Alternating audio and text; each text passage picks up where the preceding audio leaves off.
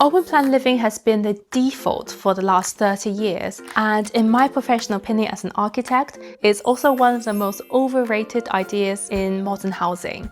Yes, it did solve real problems from the past, which was social isolation, darkness, but it also created a brand new set of problems that almost nobody seems to be talking about until the walls are already knocked down and you're living with them. So in today's videos, I would like to finally discuss the big problems we have with open plan homes, why they happen, and what to do instead.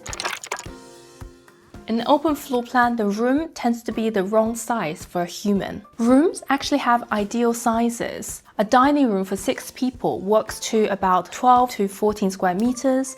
A living room for a family of 4 is around 18 to 24 square meters, and a bedroom needs maybe around 12. These measurements have remained relatively stable as practical guidelines over time because the things that determine them haven't really changed, which is the length of a human arm, the distance at which you can comfortably hold a conversation, the size of a dining table that lets you pass salt without standing up.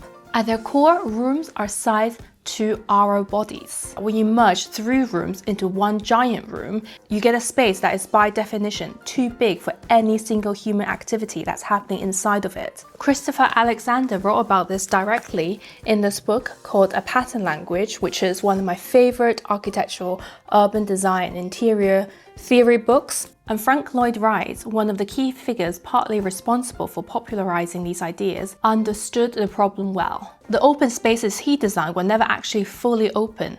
They were compressed and released.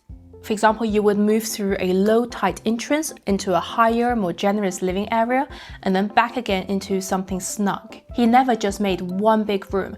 There is a lot of contrast between the different spaces depending on how it's supposed to make you feel. And what we've got, unfortunately, decades later now, is something that is much more diluted. One large room, uniformly proportioned, a volume that's just far too big for our human bodies to feel comfortable and intimate. You know, like how giant hotel lobbies feel. There's a Danish architect called Jan Gehl who spent his career studying why some public spaces feel alive and others feel dead. He observed that life in a public space happens at the edges rather than in the middle of a space. So when you go to a public square or a plaza, you can see that people like to sit on benches against walls, lean on railings, gather under awnings and pause in doorways, and instead the middle of a plaza is almost always empty except for some pigeons. But we're designing for humans here, not for pigeons. This is why when you look at these 2 types of spaces, one plaza or one square clearly looks way more inviting and comfortable than the other one because it has more things happening at the edge that allows you to sit, to feel comfortable, and the scale of it is shaped to the human body. Now think about an open plan home. When you remove all of the walls, all the edges and nooks in a space are gone. What's left is a large central volume with furniture floating in it. The equivalent of a plaza with no benches, no awnings, no corners to lean against. And the lesson I think we can get from this is the same lesson architects have known for centuries, but somehow we just forgotten now when we're building all these open concept floor plans, is that people don't want to be in the middle of a space. They want to be at the edge of one. Walls, alcoves, doorways, nooks, they're what makes a home feel livable and comfortable and cozy and human-scaled and intimate in the first place. And aren't these words all great adjectives you want to use to describe your home? Humans, like a lot of animals, prefer to see without being seen. We want a clear view to see what's happening around us, but feel protected from behind. British geographer called J. Appleton put a name to this. He called it actually the prospect refuge theory. The preference, he argued, is older than us. Being able to see without being seen was the difference between eating and being eaten out in the wild. And even though this is not such a risk for us nowadays, this instinct we had for survival never went away. And you see this behavior everywhere once you know how to look for it. In a restaurant, the table next to the window or the corner booth fills up way before the table that's just floating right in the middle. Just think about a home where you really enjoyed. It probably had a lot of different spaces like alcoves, bay window seat, a built-in bench beside the fireplace, a reading nook under a low ceiling. I mean, in this room, if we were to put furniture inside the space and then try to imagine people sitting in all these locations, most of these seating spots in the home now no longer has a back to them, versus the same space but with walls. Now you can see that all of the similar seating spots now are way more protected, so it just feels so much better to be sitting in. A wall gives furniture something to lean against. It tells the sofa where to sit, the bed where to go, the bookshelf where it lives. When you remove the walls, every piece of furniture then has to define its own territory, and this means it often needs a finished back, it needs to look good from every single angle, and it has to create its own zone without structural help. Walls not only physically create boundaries, but they also store things, and they help you hide things. It's way easier to keep your home clean and organized when you just have places to place your things. I mean, if you think about it, you never lose track of where your toothbrush is because it has a place for you to put it, which is in your bathroom next to the sink. And imagine that in the home we just have enough storage built into the architecture of the space that we can store all of our things, where every object we own has a home of its own. We will never misplace it, we will never lose it, and we'll just be able to live in a much more practical and comfortable way because it's easier to keep the clutter at bay. And unfortunately, open plans delete most of this. There are few or no walls to build storage into, so storage becomes a freestanding object, a sideboard, a console, a calyx in a corner. And very often these freestanding pieces of furniture are not as space efficient, you can't store as many things into them, and a lot of the things do end up just out on display. And walls also shield you from the mess that's happening in another room, where the kids are playing, you're cooking, someone is ironing in the corner. A closed kitchen can be a total disaster zone during cooking, and the rest of the home doesn't have to know. An open kitchen is the rest of the home, which means somebody has to keep it tidy all the time. And we both know that somebody is usually exhausted and that somebody is you. Before we continue with the rest of the video, I just want to quickly talk about Rayon Design, who is the sponsor of today's video and is also the reason why I'm able to create these beautiful floor plans you've been seeing in this video. It's a CAD platform that's built for interior designers and architects, but if you're a developer, a real estate agent, or just someone who's interested in playing around with layouts and drawings, it's still really useful to try, and it's super simple to use. You don't need to download anything, it's fully web-based, you just open it and start designing. And if you're a professional, normally you're bouncing between multiple programs for drawing, rendering, presentations, schedules. And Rayon Design condenses all of that into one platform.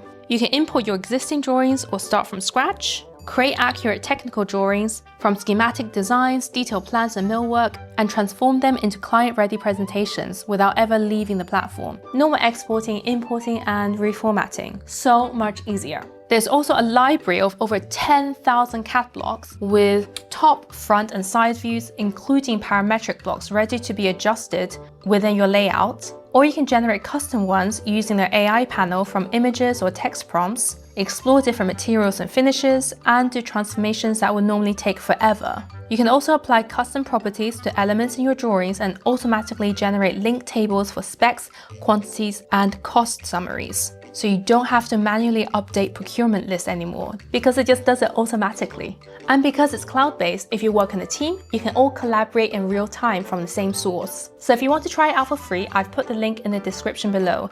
It's definitely worth it if you're really tired of juggling 5 different programs just to get through one project. So have fun and enjoy!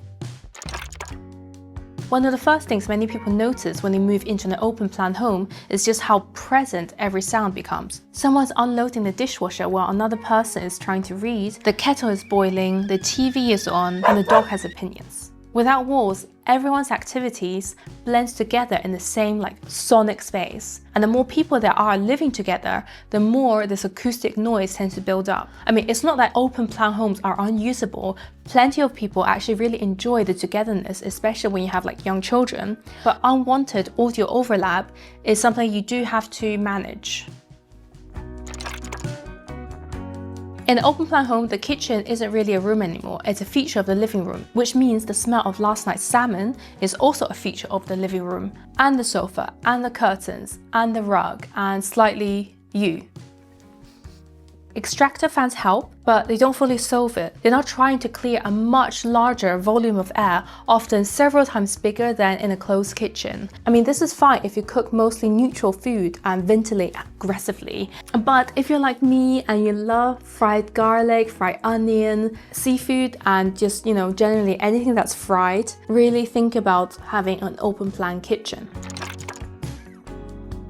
A home should be arranged so the public spaces are at the front and the private ones are at the back. So as you move deeper into the house, the room gets more guarded. Street, porch, entry, living room, kitchen, bedrooms, bathrooms, each one is slightly more private than the last, and the sequence in which you encounter these spaces should be in that order. If the rooms in the building aren't arranged from most public to most private, visits from strangers, friends and guests will always feel a little bit awkward. In an open plan, the gradient just doesn't exist because when you open the front door and you walk in, you can see everything at once. But when you build more walls back in, you can begin to control what people see and guide them through the home in a sequence that follows the intimacy gradient. Having a completely open plan home also makes it wildly inefficient to heat and cool. Walls are also thermal boundaries. They let you condition different parts of the home to different temperatures. In an open plan home, the entire ground floor becomes one single volume. You have to heat and cool everything, whether you're using that space or not. So if open floor plans are wrong, then what's the alternative? Well, it's a home that's connected and defined at the same time. Basically, a home with a broken floor plan. A broken floor plan is exactly what it sounds like. Distinct rooms, but the boundaries between them are partial. Half walls, wide openings, glass partitions. This way you can keep the sight lines and the lights, but you put the room definitions back in.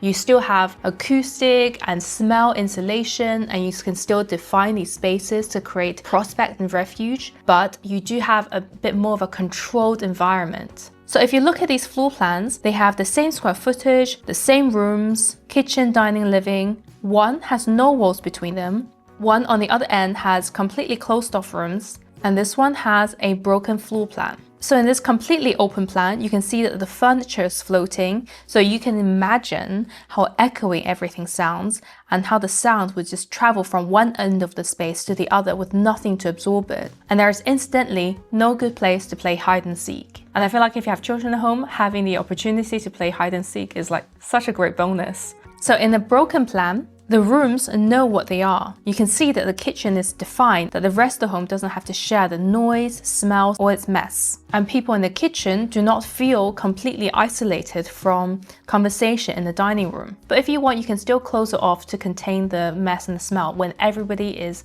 sitting down. So the result is a room still with great circulation where you have a lot of light that can travel through.